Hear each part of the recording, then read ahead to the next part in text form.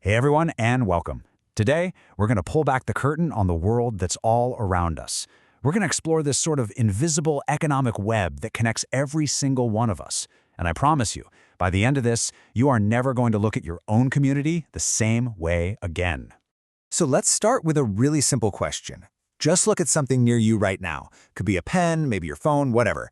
You might think, oh, a factory made this. But let's go deeper. I mean, who really made it? Who got the metal for that phone? Who drove the truck that brought it to the store? Who is the person who actually sold it to you? The answer, as you're about to see, is way more complex and way more interesting than you probably think. Okay, first things first, let's get a couple of keywords down so we're all on the same page. In any economy, we're really talking about two main things: goods and services. Goods are pretty simple. They're physical things you can actually touch and hold, like an apple or a book. Services, on the other hand, are actions. They're things people do for you, like giving you a haircut or fixing a car. So one's an object, the other's an action. Simple enough, right? Awesome. Let's see how they come to life. You know, every single good you own has a story, a whole journey it went on. It doesn't just magically appear in the store. This journey has a name. It's called the production chain, and it is packed with all these different steps and different kinds of workers. Okay, let's take a bicycle, for example. The whole thing starts way back at the beginning with raw materials. You've got a miner literally pulling metal out of the earth. Then that metal gets sent to a factory for manufacturing where workers are welding and painting the frame. But wait, before any of that could happen, an engineer had to actually design the bike. That's a different kind of work, but it's just as important. From there, truck drivers get it to the store, and finally, a salesperson sells it to you. That's 5 huge steps, all for just one bicycle. So we've got all these different jobs in the chain, right? But let's be real. We all know they don't get paid the same amount. And that brings us to our next really big question. Why does the work of, say, a surgeon get valued so differently, in terms of money, than the work of a fruit picker? And while the difference in wages can be absolutely staggering, just look at this comparison. You've got a fruit picker and a surgeon. Now, both of these jobs are completely necessary for our society to work, but their paychecks are in different universes. This isn't about one job being better than another, so what causes this massive gap? Well, when you break it all down, it really comes down to 4 key things. First is education. A surgeon needs, a decade or more of super intense schooling. Second, skill. The techniques they use are incredibly specialized. Third, demand. Think about it. There are way fewer qualified surgeons than there are people who need surgery. And finally, risk. The stakes couldn't be higher. We're talking life and death. So the big takeaway here is that a wage isn't just about how hard you work. It's this complex mix of all 4 of these factors. All right, so that's wages for an employee, but what about a business owner? What about profit? This little quote from a baker's story, it just says it all. Making money is only the first part of the puzzle.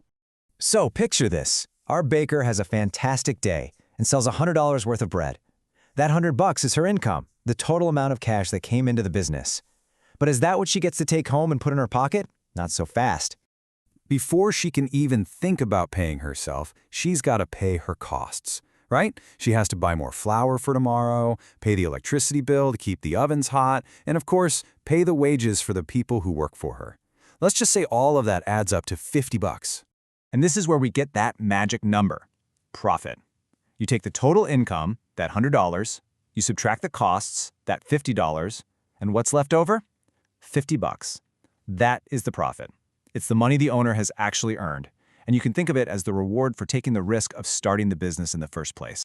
Okay, now let's pull the camera back, way back. We've seen how one business works, but what happens when you look at the entire town, the whole community? The thing is, no worker and no business is an island. Everything they do sends out these ripples that affect everyone else. And there's a perfect word for this: interdependence.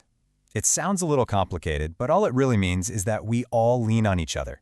The teacher depends on the farmer for food, the farmer depends on the truck driver to get that food to the store, and the truck driver depends on a mechanic to keep the truck running.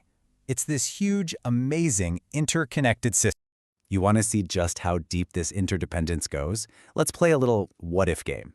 Just imagine that tomorrow, every single truck driver in the country just stopped. They all went on vacation for 1 week. What would actually happen? The fallout would be immediate, and it would be a total disaster.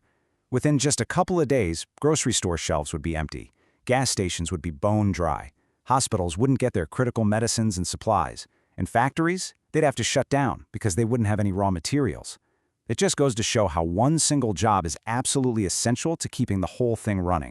So, now that we've seen the journey of a product, we get how wages work, and we understand this incredible ripple effect, let's bring it all back home. Let's see how this applies to the world right outside your front door. This chart just lays it all out so perfectly. Look at this. A store is totally useless without a trucker to bring the goods, right? And a trucker who hauls food is out of a job if a farmer doesn't grow it.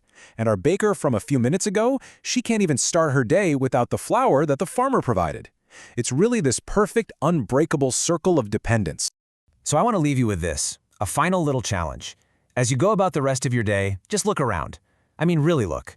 The person who paved the road you're on, the person who made your lunch, the utility worker who makes sure your lights stay on, they are all essential threads in this incredible, complicated web. So take a moment to see them, and then ask yourself this one question: who built my world today? Thanks for tuning in.